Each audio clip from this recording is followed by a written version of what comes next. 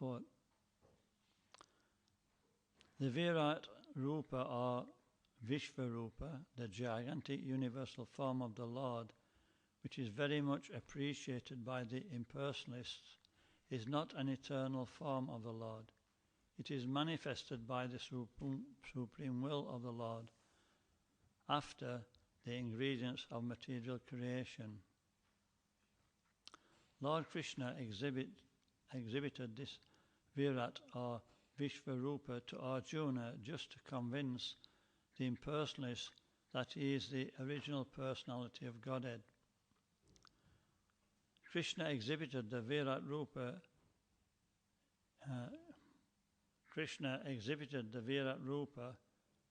It is not that the Krishna was exhibited by the Virat Rupa. The Virat Rupa is not thereafter an eternal form of the Lord exhibited in the spiritual sky. It is a material manifestation of the Lord.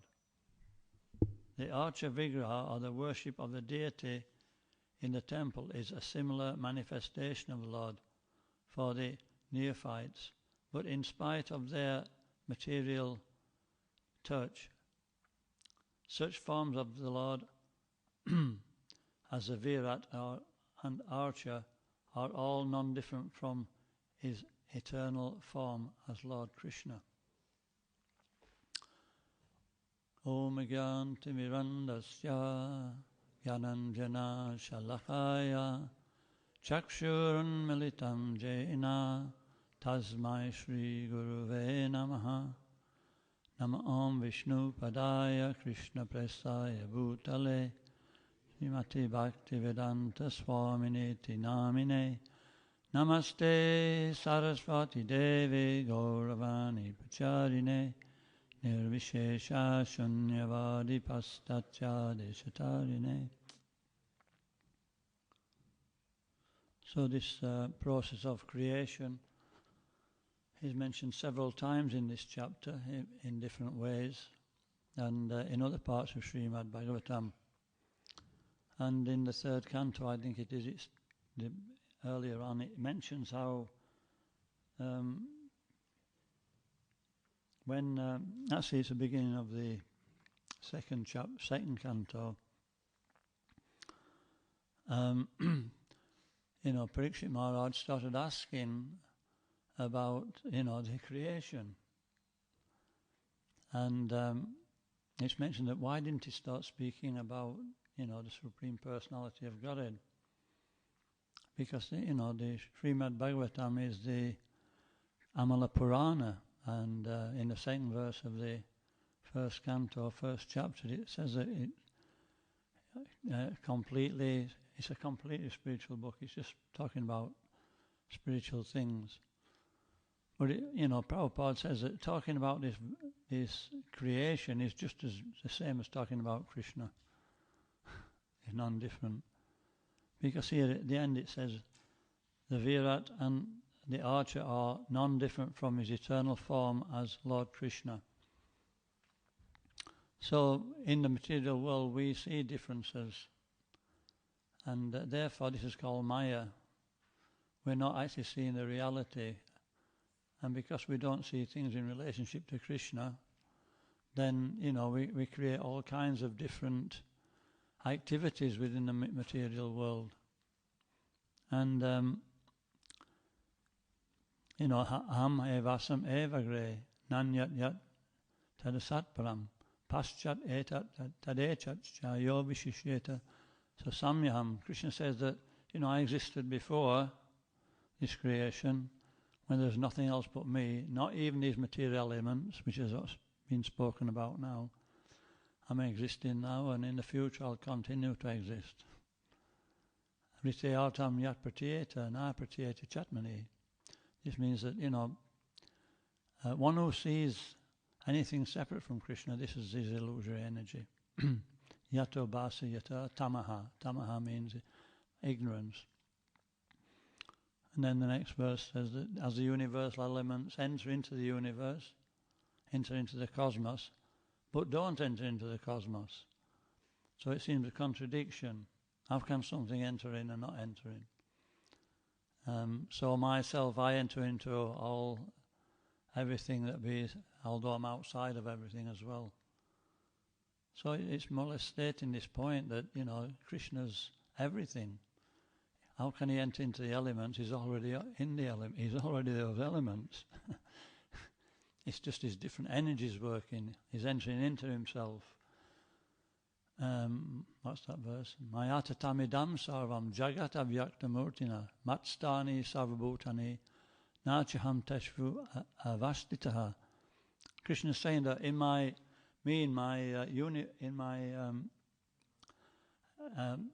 expansion form, I enter into all these universes are manifested.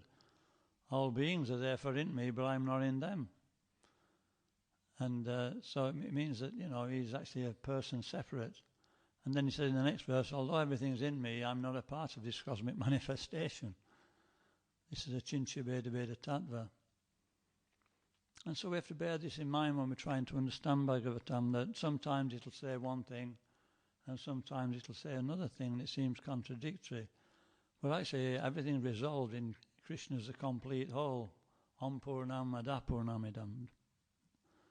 And that even though so many complete wholes emanate from him, it doesn't change.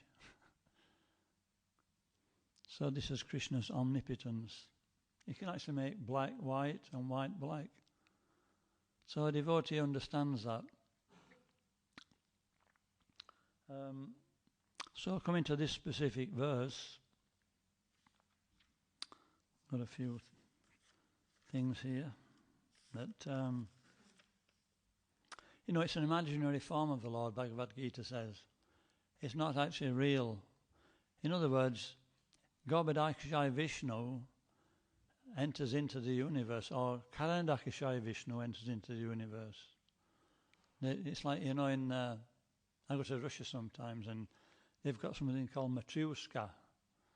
Do you know what it is? Are you from Russia? They have these little dolls which are inside one another. There's a little one. Well, the first one is a big one. You open that and there's another one. You open that and there's another one. And you wonder when it's going to start. And then eventually there's a little one, And what was I talking about now? Talking about I forgot what it were now. I was talking about, it's an imaginary form. And anyway, it'll come back. Yeah, this Vishwarupa is an imaginary form. It's called Maya Maya. Maya Maya. And, this form is particularly for the worship of non-devotees. I remember I was walking home from, I'll not tell you where anyway, but before I joined the movement, and my friend were actually speaking, and he got into a little bit, we weren't very philosophical at all. But he said, we're in the body of a big bloke. What are you talking about? Well, actually, he's right. Somehow or other, he got some intelligence, He was probably thinking about the atoms and, the universe is like a big atom. There's planets going around the sun like that. So in the body, there's atoms like that. So Lord Brahma, in the beginning of creation, it says he manifested from... Actually, Garbhodakasha Vishnu is the universal form. It's his expansion. All the material elements, he's the primary creator within this universe. And he creates all the planetary systems and the 24 elements, 23 elements, whichever way you want to see it. Altogether 26 elements, we can say, if we add the super soul and the individual. But he creates all the elements, and then from his body comes Lord Brahma. And at that time he's actually bewildered. It's all dark. He's on the lotus flower. And he goes back inside the Hiranyagarbha, the stem. And he realizes this is dangerous. So he comes back. And then he hears these three words when he's bewildered. Tapa. or these two syllables, tapa. And therefore he is intelligent. Krishna gives him the intelligence to understand that he should meditate. And he begins to meditate on the Virat Rupa, actually. He meditates on the universal form. And then eventually, by meditating on the universal form, he pleases Krishna. And so Garbhodakashaya Vishnu personally appears before him and congratulates him. So he shakes hands with Brahma. And he gives him the ability to use all these elements to create the different variations in this universe. And the different, he even creates first ignorance. From his body comes ignorance, a dark shadow. Because, we can't actually live in this world and focus unless we're actually in ignorance. If we're in knowledge of the spiritual world, it's impossible. And then the other different life forms are created. And it mentions how... I'll stick on this point actually, that so just as Lord Brahma creates or meditates on the universal form, so Lord Prabhupada says that we should also, it's meant for living entities to follow his example, that those who are in complete ignorance, gradually they can come to understand a higher power by seeing the power of the universe and seeing the wonder of the universe, and then seeing, by reading Bhagavad Gita, we can start to understand, we can see the imaginary form of the Lord.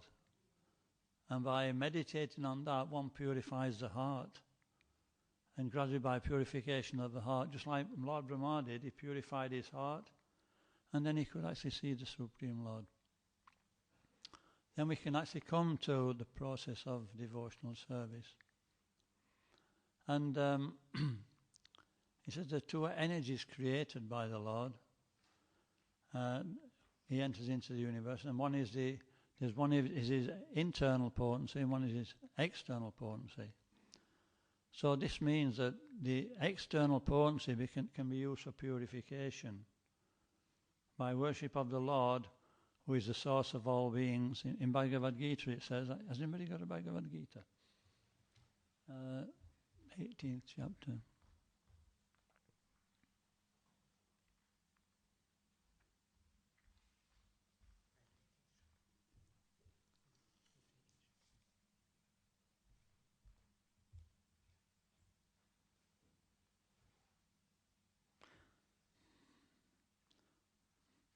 By following his qualities of work, every man can become perfect.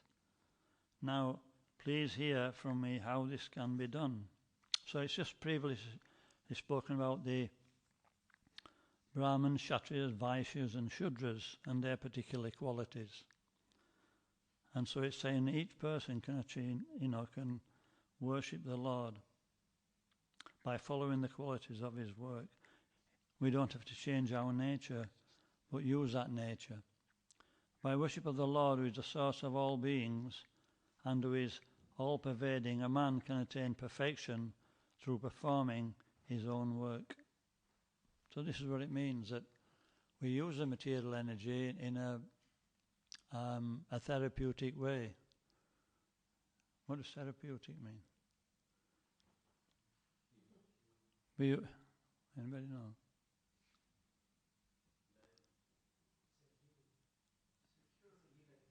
Healing. Yeah, it's healing, definitely healing. Therapy, we like if we break an arm, right? I mean, for some time you have to let it knit. You let the bones knit together so you keep it. But then when you take the pot off, you've got to actually start to use it. It's not easy, is it? It's not being used for maybe 6 weeks, 2 months. So that you go through therapy, don't you?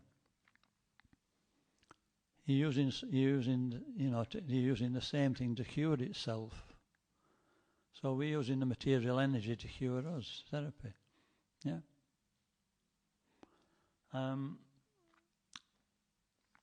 So this is what Lord Brahma showed us how to do.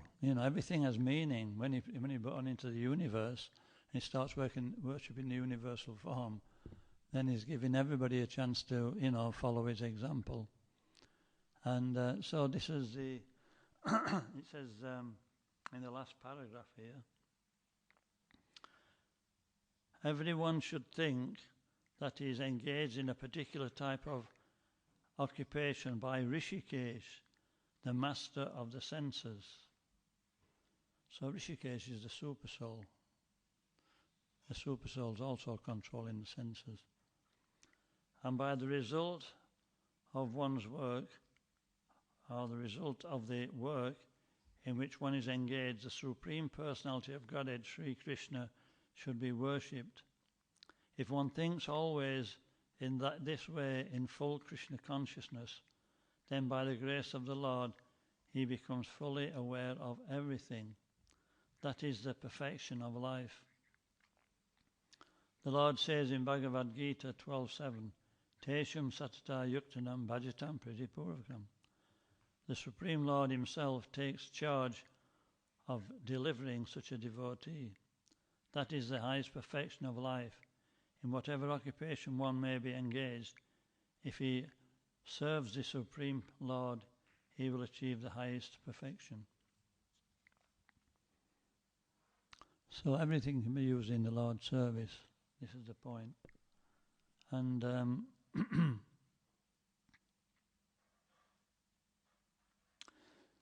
Parasya Shakti Vivadaiva Surate. Everything's just different energies of the Lord. The material energy is spiritual.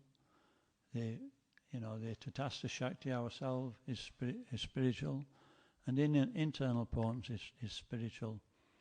And so all these many unlimited energies are actually interacting.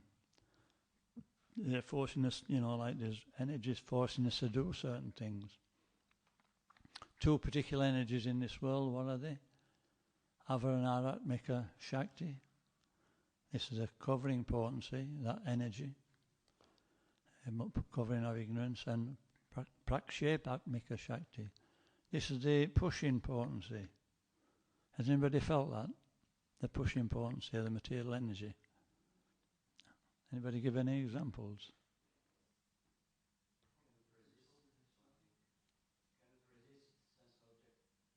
Sense objects. We've got a nature, haven't we? And we have to do it. Somebody will tell us that, don't do that. But because we can't, because that nature is there, that prakshepatmika, it's pushing us into action. These are the three modes of nature. That's that energy. And so, devotional service means, gradually by following the process of bhakti, we can use that pushing potency, but the result is different. The action may be the same. So this is what these verses are speaking about. That we can't actually hold back the material energy. In the beginning of devotional service, quite often, we're like, we're going to control everything, because we taught that way. We thought we have to succeed, we have to get on, we have to push ourselves. But, when we become a little bit more steady in devotionals, we realise that we can't do it. We're still trying up to a time, then at some point we realise it's not working. And this is actually what Krishna wants. He wants us to start, taking more shelter. Because when we take more shelter and we depend on him, we get more realization. Our faith increases until at the time of death, we completely let go. We're completely dependent on Krishna. This is a gradual process. This is why any resistance we find in devotional service to being able to go forward, it's actually a good thing. It's a good thing because then we can actually learn from that situation. We can take shelter of Krishna in that situation.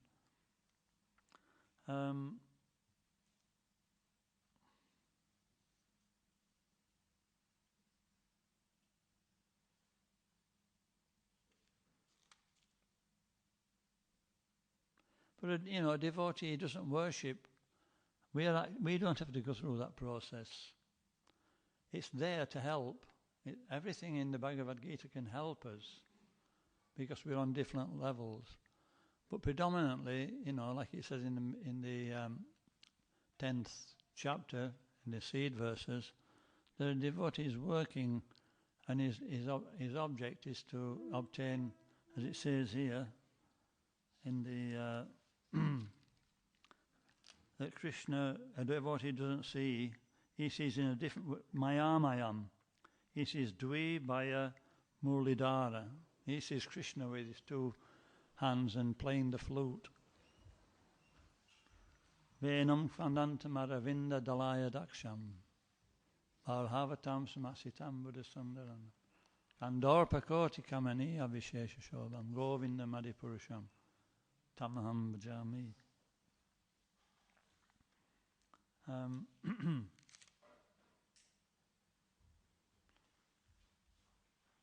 So that process means that once again we engage practically in devotional service. And in Madhurya Kadambini it tells us how we engage. We either engage in, there's three ways we engage: body, mind and words, right?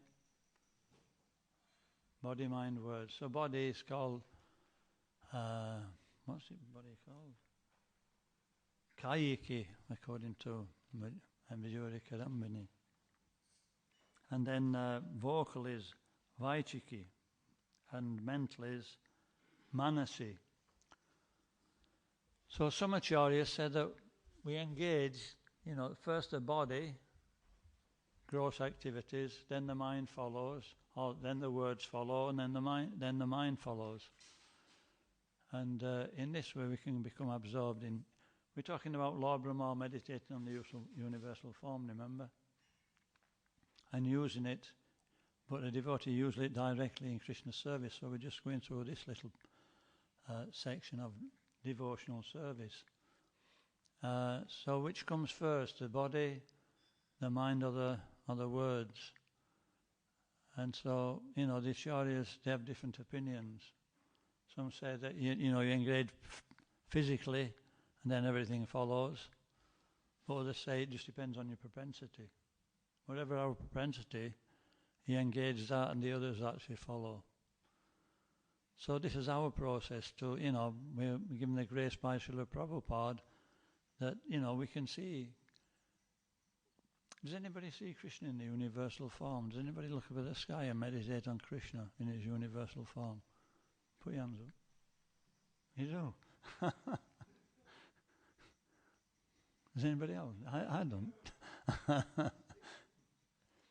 Because actually, we come to the temple and we see the Archa Vigraha. It says the Archa Vigraha and the universal form are the same. It's a manifestation in the material world.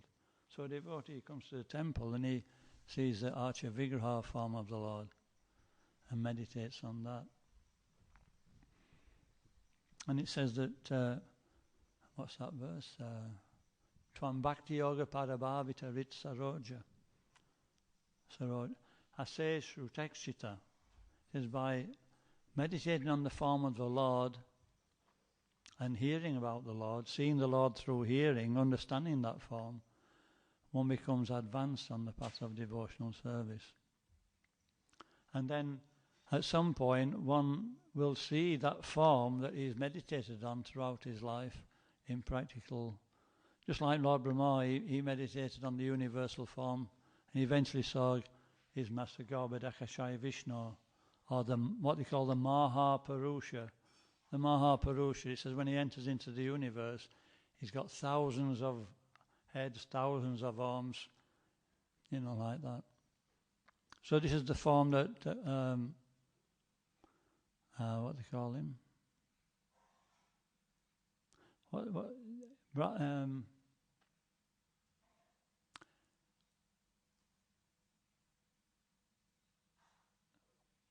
What's the commentary on the Srimad Bhagavatam? Briyat Bhagavatamrita.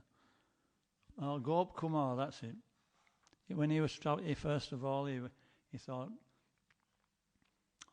he was trying to find the best devotee of the Lord, and he came to the Lord Brahma's position, and he was worshipping the Mahapurusha. So this is Gop Kumar, and eventually he went on to find the real worship of the Supreme Personality of Godhead in person. So I'm going to stop there because this disappearance day of two in our line, two great devotees, and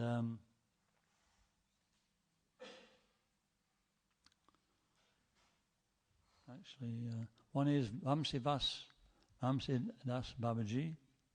So he's more recent. He appeared. He left this world in 1944, but it doesn't mention when he was born. And he was sort of what you call an avaduta. He didn't actually shave. He didn't cut his hair. And, he wouldn't live inside a house. He lived under a banyan tree. And he just was constantly engaged in Prema Bhaktis as the Supreme Personality of Godhead. And Bhaktisiddhanta Saraswati Thakur said that, he used to pay his obeisance to him from a distance. And his disciples asked him why. He said, why can't we go and get, a Prema Bhaktas association? It would be helpful for us. He says, if you went and tried to associate with him, you won't understand him. You'd probably commit an offence. Because he's not actually in this world, he's actually in the spiritual world. And so, a neophyte devotee would think he was mad. So he said, devotees sometimes like that. He says the 6 Goswamis, they were sometimes on the hill of Govardhan, sometimes on the banks of the Yamuna, and sometimes they were shouting in ecstasy. They appeared just like madmen, absorbed in ecstasy of Krishna consciousness. And so that's not necessarily our mood. I mean, it'd be nice if we had that realization. If we associate with someone, we wouldn't be able to recognize that person. We wouldn't know whether he was actually a Prema Bhakta or a madman. He was born in the Majidpur district of Bangladesh, and his father was, what's his name, Sanatan Malabrahma. No, he was previously known as Bhairava. That was his previous name. And he wouldn't accept gifts. He used to leave his... Eventually he got a little hut to live in, little Bhajan Kutia. And he used to leave the door open. And some of his followers, they used to say, why do you do that? People keep stealing your property. And he said that if Krishna doesn't protect my property, what chance have I got to protect it? So that's really logical, isn't it? You know what I mean? But we can't think on that platform. We've got to protect it, haven't we? And once he got a very valuable necklace, gold necklace donated. So he used to put it on his Gaunitai deities. And he left his door open, and this thief came and stole it. And he went to this thief to get it back, actually found out who it was, and he just pushed him off the veranda, and he eventually, he must have done something with his leg, because he had to have his leg amputated. And, the family of that thief, they all actually disappeared. His whole family, his whole family system completely collapsed. So, I don't know much more about... He had 2 cloth bags, that's all he used to carry. And in those cloth bags, he had one bag was Gaunitai deities, and in the other were Radha Krishna deities. He used to worship them simultaneously. Vamsi Das Babaji Ki Jai. And the other disappearance personality was in Lord Chaitanya's time. Lord Chaitanya's, he appeared in the same time, and he was Raghunandan Thakur. So he was actually a very dear devotee of Lord Chaitanya.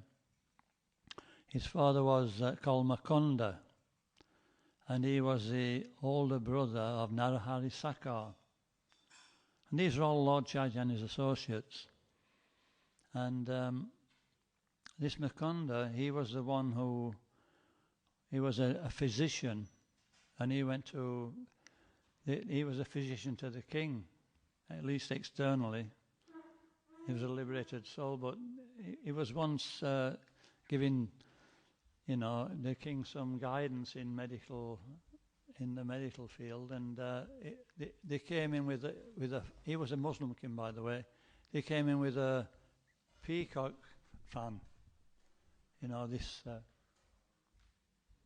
one what we've got here, and when he saw the peacock feather, he reminded him of Krishna, and he just fell. He was on a high platform. He just fell off the platform and smashed on the floor. And so the king, he got down, and this king was intelligent. He thought, there's something wrong here. And so when he came round, he managed to bring him back to consciousness. He says, why did you do that? He says, oh, I suffer from epilepsy. And sometimes, this happens. But the king could understand that this is actually a great soul. So that was Raghunandan Thakur's father. And so you would think that, the father's the guru of the son, right? It's usually like that. And so Lord Chaitanya once asked Mukunda, he says, who's the father? Is Raghunandan your father, or is he your son, or is he your father? And Mukunda said, Raghunandan is my father. And because he's actually spiritually more advanced than me. And Lord Chaitanya better that says, this is correct.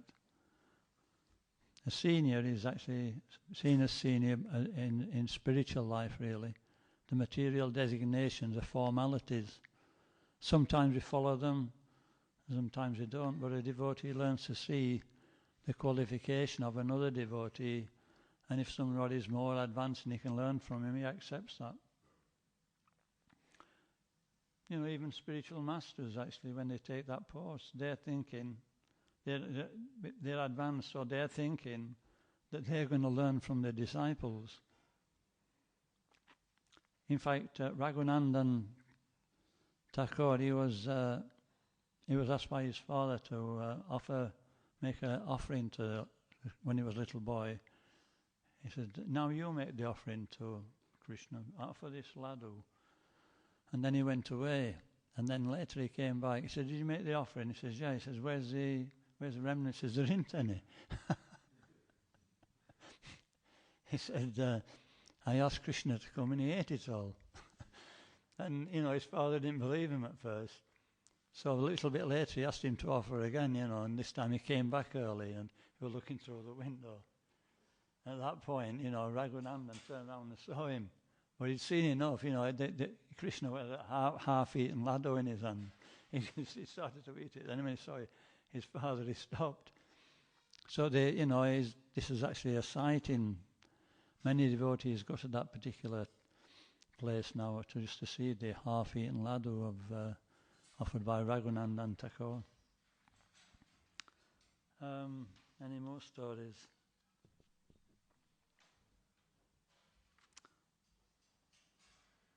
Yeah, before he left this world, he was Srinivas Thakur was very much, attached to Raghunandan. Raghunandan was much older. And so before he left this world, Raghunandan Thakur, he actually benedicted, says when very shortly it'll be, the age will become even more difficult. Kali will expand even further. He says, but don't worry, you've been given the blessings to be successful in your preaching of Krishna consciousness. And so Srinivasacharya, he was one of the first book distributors. Him, Narottam and Shyamananda.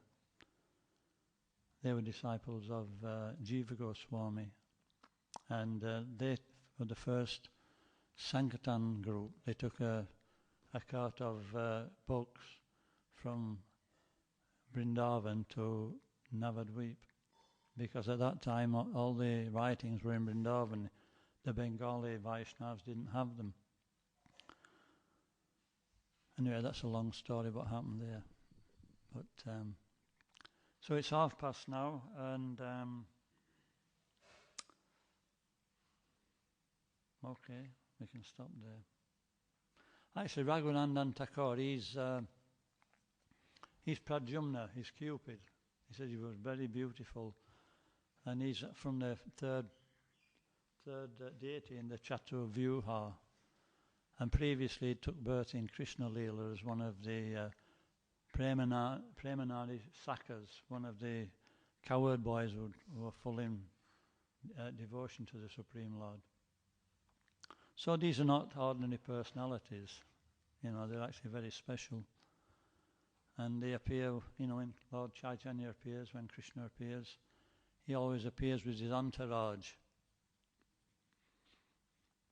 And sometimes afterwards as well, these personalities appear within the movement. Shri Raghunandan Thakur ki jai. Srila Prabhupada ki jai. Okay.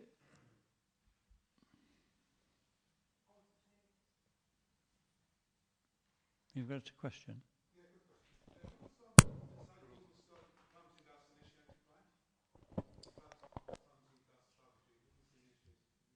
Who was initiated by? I'm not sure. I don't think I wrote it down. I only got so much information.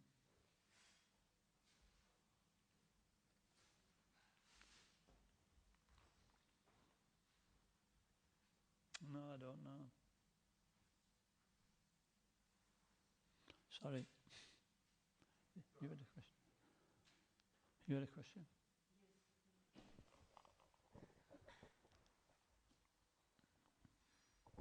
Hare Krishna. Thank you very much, Maharaj.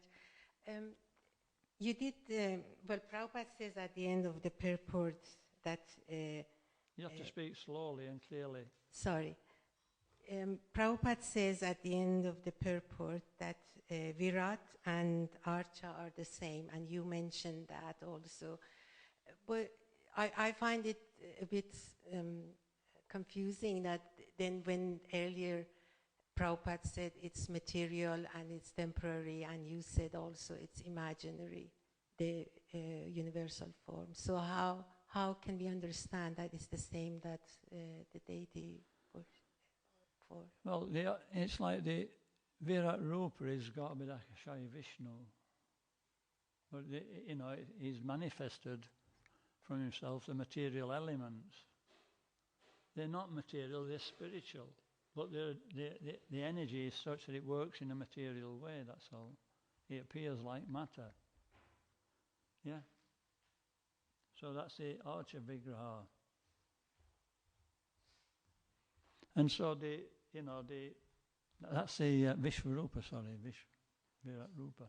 So the Archa Vigraha appears like material elements, just the same, everything's spiritual, but to the degree, to our devotion that we have to the Archa Vigraha, then it'll actually appear to us more spiritual. It's all dependent on our attitude to what, everything's spiritual if we actually use it in Krishna's service. If we, a materialistic, if we've got a materialistic vision, we'll just see stone. But if we have spiritual vision, we'll see more than stone. Sometimes we get, we come before the deity and we don't feel anything, it's just like, and sometimes we feel ecstatic. So that's Krishna's mercy.